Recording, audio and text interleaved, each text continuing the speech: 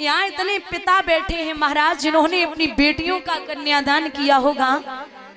एक बात बोलूं, जीवन में आप कहीं भी भोजन करने जाएं, कहीं भी आप भोजन करने जाएं और भोजन में स्वाद न मिले तो एक बार कह सकते हो, लेकिन निवेदन है अगर कोई बाप अपनी बेटी की शादी कर रहा है तो वहां भोजन में अगर स्वाद ना आए तो कभी मत बोलना, क्योंकि पिता अपनी पूरी जिंदगी की कमाई वो उस दिन के लिए पूरे जीवन भर कमाता है कि मेरी बेटी अच्छे घर में जाए। और सुनो महाराज, बिटिया शादी में सज धज के तैयार होके जब पहुंचती है ना जयमाला डालने के लिए, मैंने कई पिताओं को देखा है बेटी रानी बनी बैठी है लेकिन बाप खुद के कपड़े बदलना भूल जाता है। पिता खुद के कपड़े बदलना भूल जाता है। पिता का चेहरा उसी दिन उतर जाता है जिस दिन लाड़ों के लिए यानी कि बेटी के लिए लड़का देख के आता है।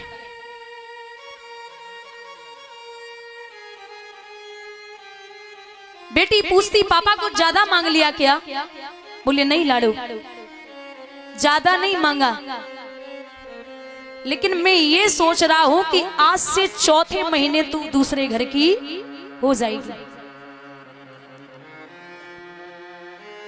भाई ने अपनी परछाई दे दी और दहेज में लोगों को क्या चाहिए होता है, क्योंकि लड़के वालों को आप लड़के वालों को घर बेच के या गिरवी रख के भी दे दें तब भी वो यही कहेंगे कुछ ज्यादा नहीं मिल पाया। अच्छा, बिटिया की विदाई पे सब रोते हैं, लेकिन एक ऐसा व्यक्ति रोता है जिसे नहीं रोना चाहिए, और वो है बेटी का भाई। जब तक वो कुंवारी रहेगी तब तक रोज डांटेगा, रोज पीटेगा, मेरे लिए खाना बना दे, मेरे कपड़े धुल दे, रोज लड़ाई करेगा। लेकिन जब बहन विदा होती है ना तो सबसे ज्यादा भाई रोता है। एक व्यक्ति पूछता है कि आज तू इतना क्यों रो रहा है? तो भाई जवाब देता है कि बीरन जितनी बार लड़ाऊं ना मैं अपनी तरफ से ही लड़ाऊं, जितनी बार लड़ाऊं मैं अपनी तरफ से ही लड़ाऊं, और जब तक मैंने खाना नहीं खाया क्या मजा लिए भोजन कर ले। और अगर मैं बाहर गया ना, बाहर से लेट हो गया तो उसने 50 फोन कर दिए, काम मर रहा है, अरे जल्दी आजा, मुझे भूख लगी है, भोजन करना है। भाई जवाब देता है कि बीरन आज से न तो कोई लड़ने वाला होगा और ना ही कोई मनाने वाला होगा। मैंने यहां तक देखा है बुजुर्गों, बहन की विदा हो जाए यानी कि बहन पराए घर की हो जाए और भाई पे अगर कोई मुसीबत आ जाए तो जो भी होगा ना जेवर वो गिरवी रख के भाई को पैसे चुपचाप भेज देगी।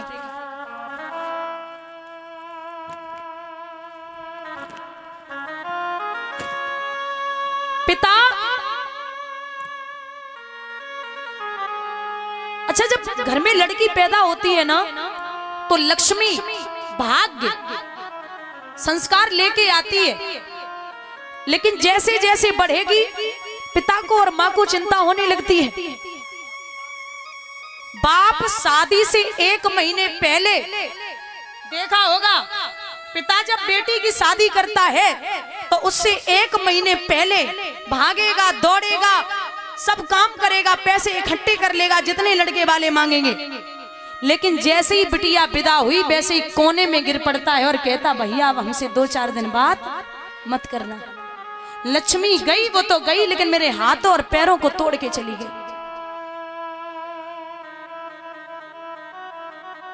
महाराज बेटियां बोझ नहीं होती, बेटियां बोझ नहीं होती, लेकिन जहां दहेज की बात आती है ना तो गरीब पिताओं को बेटियां बोझ लगने लगती हैं।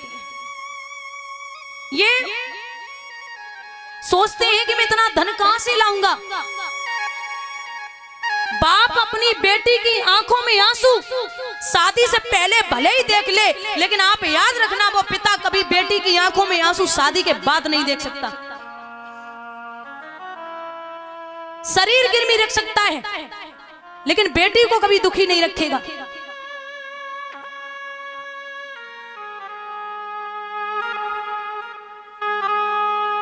महाराज बिटिया अगर ससुराल में जाके कुछ अच्छा बना लेना तो सबसे पहले माँ को फोन करती है, मैया आज मैंने ये बनाया है।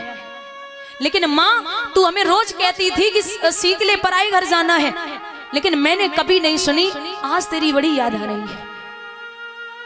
महाराज एक बात याद रखना, बिटिया चाहे गरीब की हो और चाहे अमीर की हो, आप ये मत सोचना कि गरीब की बेटियां, इनके घर पैसा नहीं है, इनके बाप अच्छे से नहीं पालते। अरे बाप चाहे कितना भी गरीब हो, मैंने पहले भी बताया है कि बाप वो है, माँ कमर पे बिठाती है बच्चे को ताकि जहां तक माँ देख सके वहां तक बच्चा देखे, लेकिन पिता कंधों पर बिठाता है कि तू मुझे जहां तक दिखाई दे रहा है तू वहां तक नहीं देखेगा, उससे भी ज्यादा दूर देख सकता है।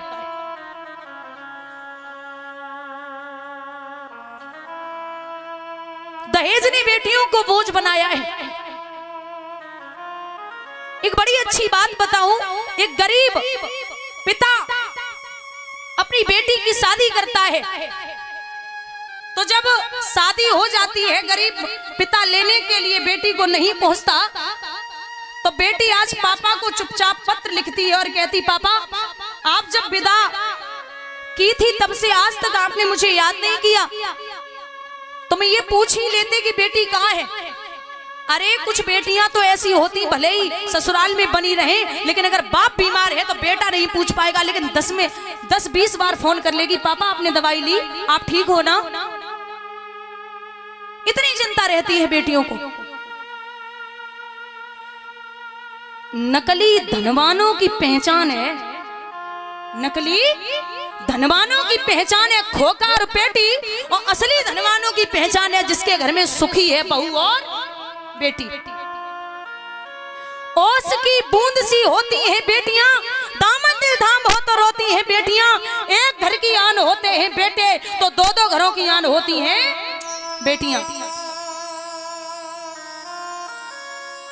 वो गरीब बाप की बेटी पिता को पत्र लिखती है, पापा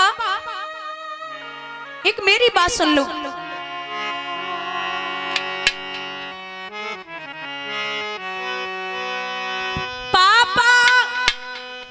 अपने खून से लिखी है चिट्ठिया, अपने ही खून से लिखी है चिट्ठिया, हो पापा मायके को तरह से तुम्हारी बुढ़िया, बबुला मायके को तरह से तुम्हारी बिटिया।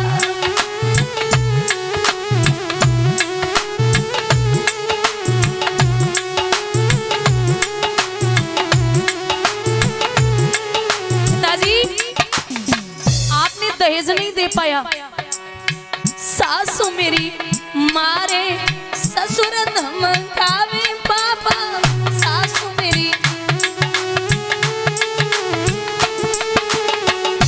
पापा ननद दिखावे तेल की कटिया, बबुला ननद दिखावे तेल की कटिया, बबुला मायके को तरह से तुम्हारी गुड़िया।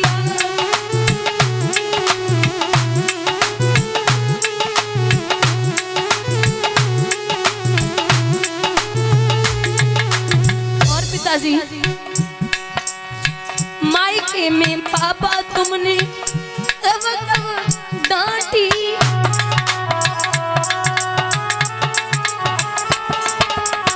अगर माँ डांट भी देती थी तो आप बोलते थे कि ये पराया धन है, इससे कुछ मत कहा करो। मायके में बबला तुमने कब कब डांटी, ससुरे में बिना पिटे बिनु जातु नहीं बाकी,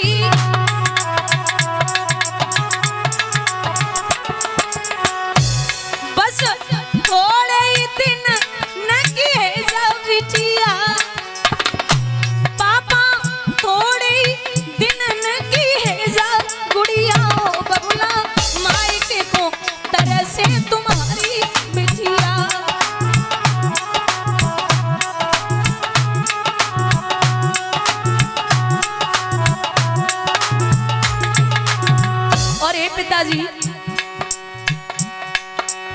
एक बात सुन लो, जिसको बनाया पापा जीवन साथी,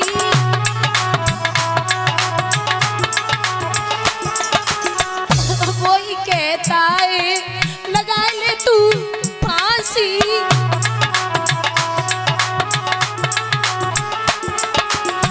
जिसको बनाया पापा जीवन साथी, वही कहता है लगा ले तू फांसी।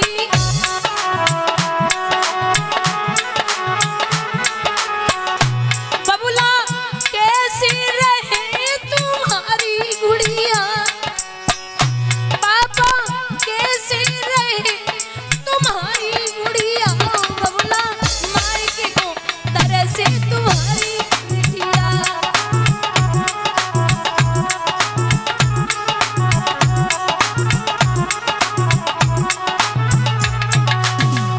और पापा अपनो वचन बबुला भूल मत जइयो,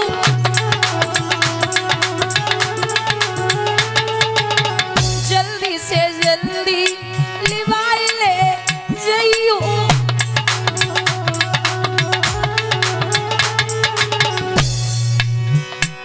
बस थोड़े ही दिन नकी है जब बिटिया, पापा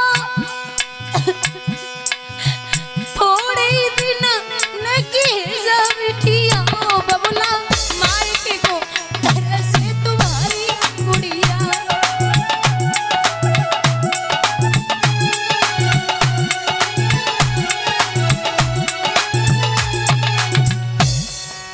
पापा जो तुमने सिखाया, जो तुमसे पाया, सजन घर ले चली।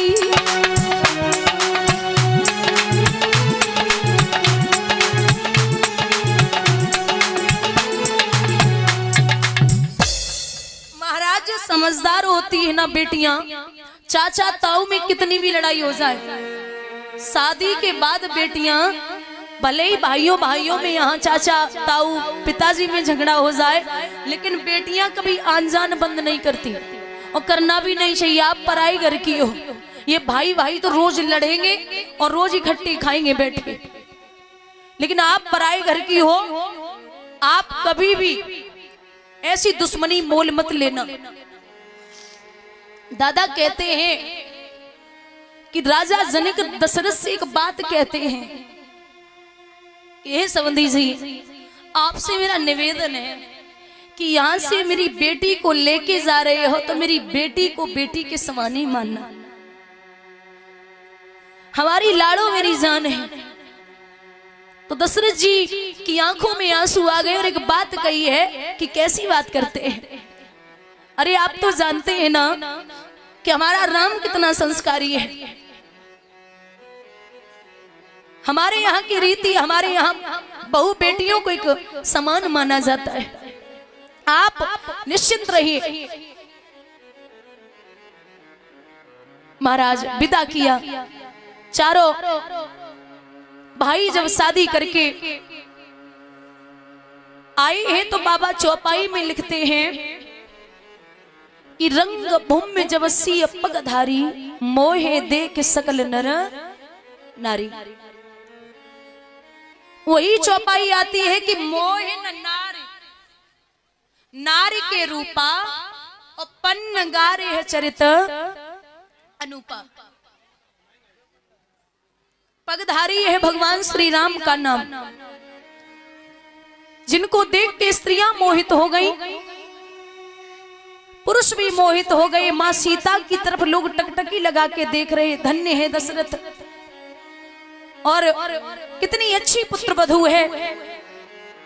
आंगन में ढोल नगाड़े बज रहे हैं, बड़ी खुशियां हैं। लेकिन दादा याद रखना, समय बीता तो देवतागण विचार करने लगे कि हमें ये लगता है खुशहाली ज्यादा फैल रही है तो हमें अपना काम करना है। मैया सरस्वती पहुंची जो मंथरा की बुद्धि पर, जिह्वा पर बैठी जाके मंथरा, मंथरा महाराज जैसे देखा होगा जो संतरे का फल होता है उनमें 8 कली होती अंदर। कितनी?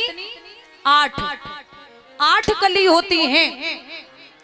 ऐसे ही जिस औरत की, जिस माँ की 8 जगह 1 सेकंड में 8 तरीके से बुद्धि चलती है, वही मंथरा है। ऐसे नहीं जैसे किसी के दरवाजे पर कोई माँ गई और उसने बोला कि तुम्हारे पति बहुत काम करते हैं, बहुत काम करते हैं, तो घरवाली बोल दे कि वो घर के मुखिया हैं, वो ही सब कुछ संभालते हैं, तो वो तो करेंगे ही करेंगे।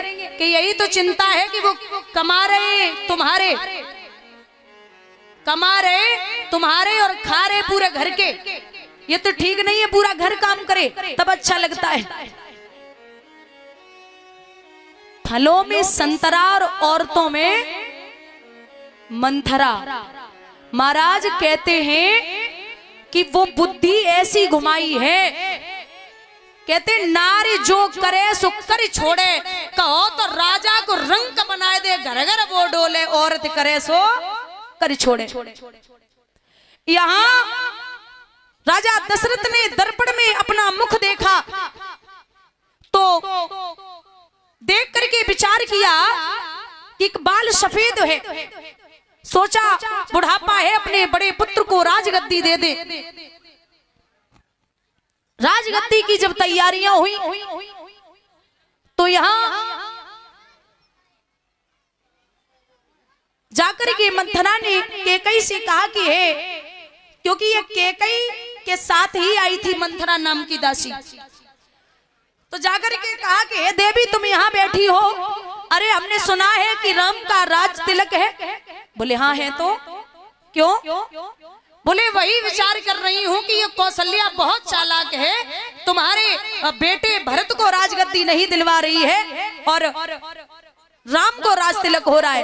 कैकई ने जवाब दिया, जवान खींच लूंगी अगर राम के खिलाफ एक भी शब्द बोला, मुझे राम जान से भी प्यारा है। और ये सत्य है महाराज, कैकई को राम इतने प्यारे थे, एक दिन की बात, रोज कैकई अपने आंचल से छुपा के तब सुलाती थी, आंचल से लगा के तब सुलाती थी कैकई। एक दिन कौशल्या ने जवाब दिया कि हे बहन तू रोज सुलाती है राम को, आज हमें दे दे, मैं सुलाऊंगी। महाराज कौशल्या मैया को 4 घंटे हो गए लोरियां सुना रही हैं, कहानियां सुना रही हैं राम को, लेकिन राम को नींद नहीं आई। तो पूछा है लाला नींद नहीं आ रही है? बोले नहीं मैया। क्यों? मुझे मैया कैकई के पास जाना है। कौशल्या हिचकी लेके रोई कि धन्य है कैकई, तू कितनी प्यारी है, अरे मुझे ये मेरा राम 1 मिनट मेरे पास नहीं रह सकता और तेरे लिए हमेशा व्याकुल रहता है। अकेले राम नहीं, 3-4 घंटे बाद जब मैया कैकई के पास कौशल्या वापस राम को लेके गई है बुजुर्गों, तो याद रखना घुटनों के बल मैया कैकई कमरे की ओट लेके बैठी, सिसकियां ले रही है। सिसकियों की आवाज जब कौशल्या के कानों में पहुंची तो बोली बहन कैकई क्या हुआ, नींद नहीं आ रही क्या? तो जवाब दियो कैकई ने कि बहना हमारी जान, हमारी आत्मा तो आपके पास है, हमें भला नींद कैसे आएगी? मुझे नींद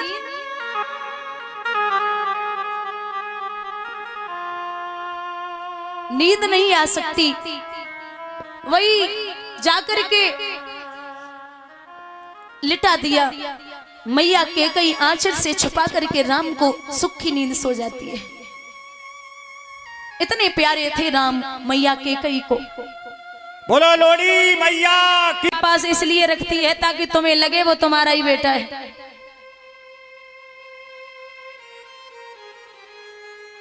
बहुत देर तक समझाती रही, अंत में कैकई को वो बात याद आई है कि मेरे राम ने हमसे कहा था कि हे मैया मैं यहाँ पृथ्वी पर भार कम करने आया हूँ, राक्षसों को मारने उद्धार करने आया हूँ, इसलिए तुझे वरदान मांगने हैं पिताजी से।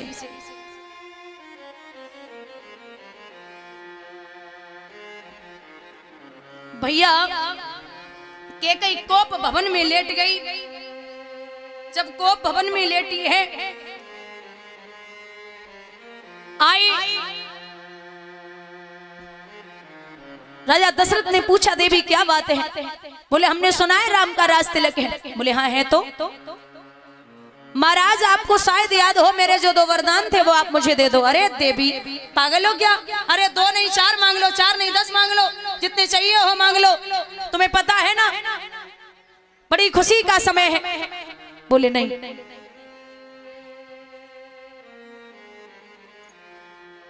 जवाब दिया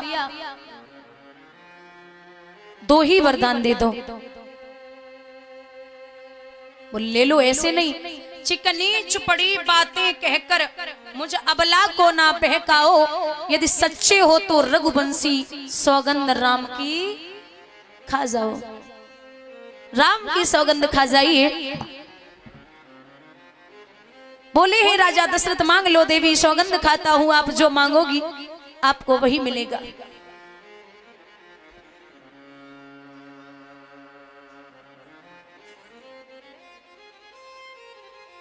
तो बोले सुनिए, पहला वरदान जो मेरा है वो ये है कि आप भरत को ननिहाल से बुला लीजिए और उसका राज तिलक कर दो। अरे देवी जैसे मेरे राम है वैसे भरत है, एक ही बात है, चाहे भरत का हो जाए चाहे राम का हो जाए क्या फर्क पड़ता, बेटे तो सभी है। बोले नहीं महाराज, पहला तो सुन लिया, दूसरा जरा अच्छे से सुन लो। बोले हाँ बोलो। तो बोली है मैया के कई,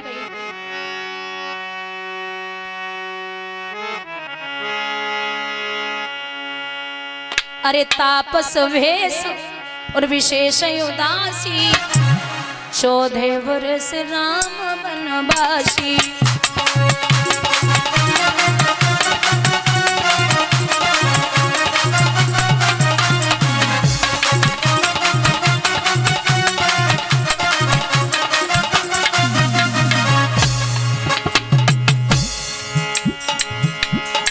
तापस भेष विशेष उदासी, 14 वर्ष राम वनवासी, 14 वर्ष।